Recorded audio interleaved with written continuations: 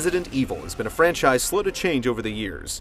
It adhered to fixed camera angles and ungainly gunplay a little too long until it was finally revamped with the stellar Resident Evil 4, a game that forever changed the genre.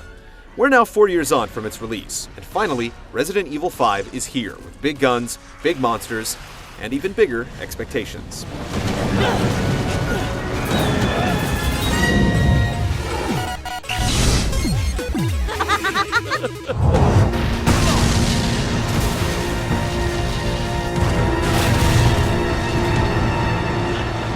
Resident Evil 4 took us through the dank forests and villages of Spain as Leon Kennedy attempted to find the president's daughter, but the fifth installment only loosely relates to it. This time, Chris Redfield heads to Kijuju in West Africa after reports surface of the same virus that Leon tackled in Spain breaking out among the villagers. While the first 4 games in the series really left the militaristic motivations of Umbrella and other organizations meddling with the TNG viruses as an undertone, it's the driving force here.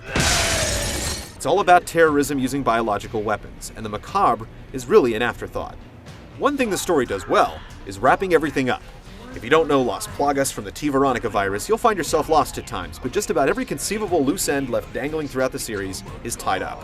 The cast is comprised of just a handful of characters, so it's easy to follow the immediate plot, but the story's big secret twist is way too obvious.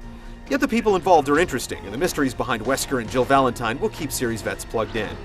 It's more an action movie with big monsters, questionable writing, and plenty of plot holes, but it's enjoyable and satisfying if you turn your mind off. We were at the port when we were attacked, and then, well, I ended up here.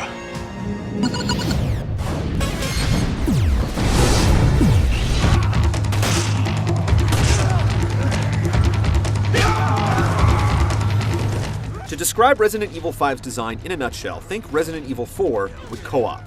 While there were sections where you fought alongside comrades in RE4, this time, a friend can jump in at any time either locally or online and play as new sidekick Sheva Alomar. No matter which character you play as, you have the ability to upgrade weapons using money that you collect from crates and dead enemies.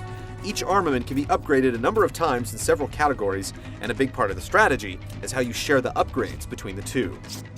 Guns and other offensive instruments are plentiful. There are multiple types of pistols, machine guns, sniper rifles, grenades, and shotguns, in addition to rocket launchers, grenade launchers, mines, and a stun rod. There's nothing especially inventive about any of the weapons, and a lot of the more interesting guns are used specifically for some encounters and never used again. While storage boxes are not a part of the game, this is remedied by swapping weapons and items between the inventory of Chris and Sheva. While playing with a friend, it's not a big deal, but the computer AI lacks the intelligence to manage inventory, which means you'll spend a lot of time combining items in both inventories, trying to clear space for new additions. The majority of the levels are linear, with multiple checkpoints and save points fairly spread throughout. You can break off the beaten path to score hidden items and herbs, and there are a few cases where you can tackle a set of objectives in whatever order you choose before moving on. Otherwise, your goal and the way to go are always clearly defined thanks to a minimap. The rest of the experience is rounded out by puzzles that are insultingly simple, context-sensitive moments, and plenty of epic boss fights with some seriously nasty creatures. The campaign will take most players around a dozen hours to complete, making it much shorter than the last game in the series. Once finished, a Mercenaries option becomes unlocked that challenges you to kill as many enemies as possible within a time limit. You also have the ability to play the campaign by yourself as Sheva, though it doesn't change things much. You're not going to get as much value out of Resident Evil 5 as you would from a game with competitive multiplayer, but you'll want to experience the campaign more than once, if only to play it by yourself and with a friend. And Mercenaries can be surprisingly addictive.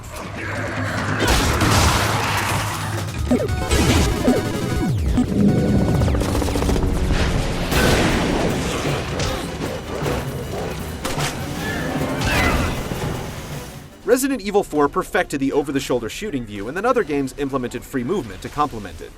Resident Evil 5 sticks to its guns, forcing you to stand still while firing. The result is a game that's heavy on intensity, but a little clunky. The enemies are not slumbering zombies just waiting to get their heads taken off. They will run, navigate the environment, and otherwise act like intelligent beings with anger management issues. Well, to a point. The enemy AI has been programmed with the control limitations in mind, so expect them to rush at you only to stop at the last minute and enter an animation routine, giving you time to deliver a few well-placed shots. It's not particularly realistic, but otherwise, it would be impossible. When a handful of crazed creatures swarm, it can become too much to handle. There's no shame in running away, and eventually it becomes a crutch that you'll abuse over and over. Since so few enemies can run as fast as Chris or Sheva, you can simply sprint away, spin around, and shoot until they get close. Then you repeat the whole process until all the enemies are dead. While it may seem like a game breaker, it's still extremely hectic and mentally taxing.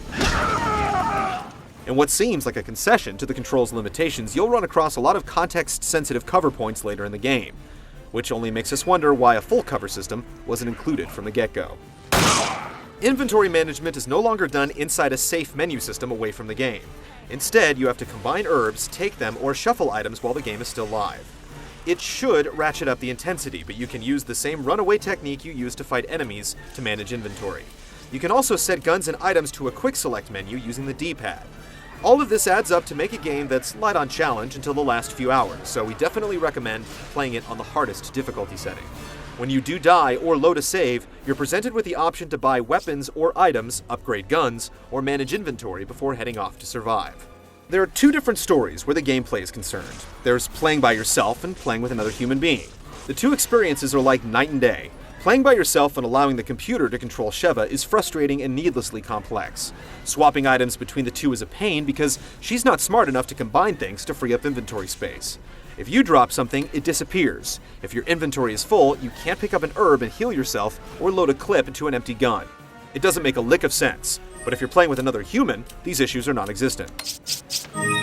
The rest of the cooperative play is relegated to pressing a button to perform boost jumps and a few instances where the two separate and you have to cover your partner. Sheva will unload all her ammo in short order, and the two commands that you can give her don't change things much, so managing her inventory is just as important as watching yours. The context-sensitive moments have been toned down significantly when compared to RE4, so much so that it can be hard to see them coming. There's several instances where you take control of turrets, but otherwise, the majority of your time is spent with gun in hand and infected rushing in, so it's a good thing that the aiming is easy to pick up and master. There's not a whole lot that's groundbreaking in Resident Evil 5's gameplay, but it's the pacing that makes it completely irresistible. The entire game is one set piece moment after another. There's absolutely no downtime or sections of the game where you grow weary and want to stop.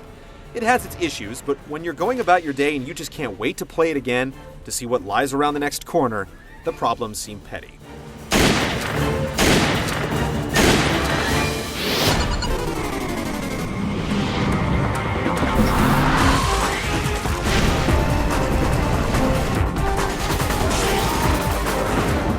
Resident Evil 4 still looks good to this day, and we'll be saying the same thing about Resident Evil 5 4 years from now. It's a stunner on many levels. The texturing is incredible, with surfaces displaying with startling clarity no matter how closely you examine it. Heat shimmer, tastefully done bloom lighting, swirling dust, light reflecting off every object just as it should, it all adds up to one amazing looking game. It carries over to the facial animation that manages to avoid a stroll down Uncanny Valley. Of course, the massive monsters are the real highlight, and they do not disappoint. These massive creatures are high on creativity, but expect to see the same recoil staggers and attacks from the rank and file that you saw in RE4. While the cinemas are pre-recorded using the in-game engine, the angles are intelligently selected, and some of the fight choreography would make John Woo jealous. There are some strange loading screens before some of the bigger cinemas, but otherwise, the visuals are absolutely incredible. Voice acting is all over the place. Some characters are completely overdone, while others manage to hit all the right notes and tones. Chris, look around. We should both get the hell out of here. I'm not here just for the mission. What are you talking about? The writing is the main culprit, yet fans of the series will appreciate the campy element. The music is great as it strikes up when the enemies are around the corner, providing an excellent sense of foreboding. Overall, the presentation is excellent.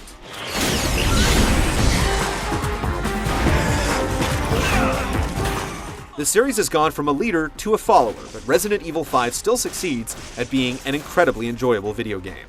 You'll get a lot more out of it than you do from typical games with no competitive multiplayer, and while played cooperatively, it really sings. It's lost a lot of what has made the franchise a pins and needles experience, but that sense of dread has been replaced with pure action that's hard to match.